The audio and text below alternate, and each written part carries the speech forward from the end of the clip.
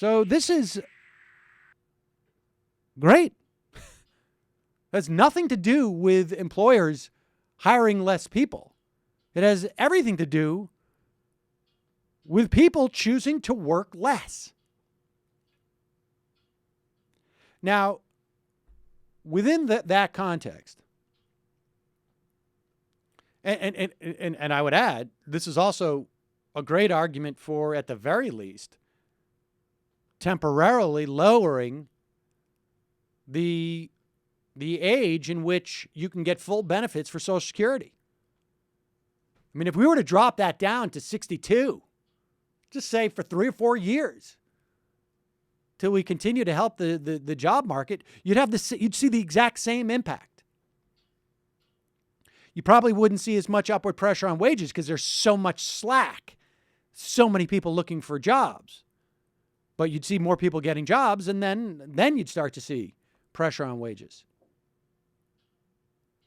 Social Security functions in this way now, but lower it by a couple of years.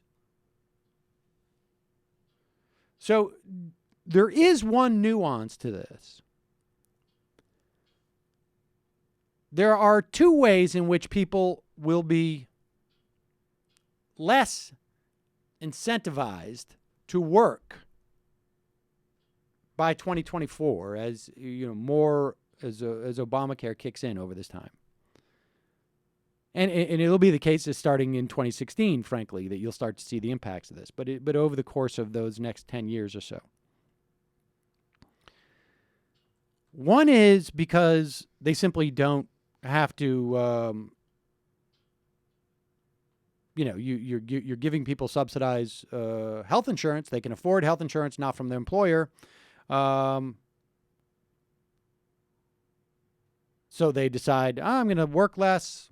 I'll work fewer hours. I'll take a part-time job, whatever. I'll take a job that doesn't offer insurance. And then there is another sort of aspect to this, which is called the substitution effect. And this is somewhat problematic insofar as, because the subsidies go up to only 400% of poverty, in the event that someone has the opportunity to make 410%, 420% of poverty, they may decide, you know what? Those extra hours that I'm working that push me above 400% of poverty do not bring in as much income as I lose from the subsidies on the healthcare exchanges. So I'm not going to work those extra hours. That is not as a positive effect, although one could argue, like, okay, I'm going to enjoy those extra hours, and I'm still going to be net the same. There are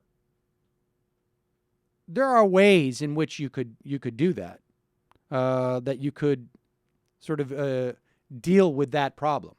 And that would be basically increase subsidies on some level. But on whole, this is extremely positive.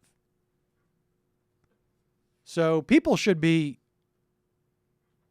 cheering from the rooftops. Frankly, I wish it was 5 million people. And we're not talking about a lot of people, but relatively speaking, but that would be great.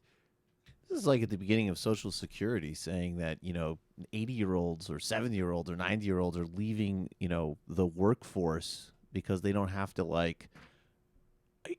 because they can eat. Yeah, exactly. They can eat without working at that age. I mean, this is almost exclusively people who don't want to work at this job or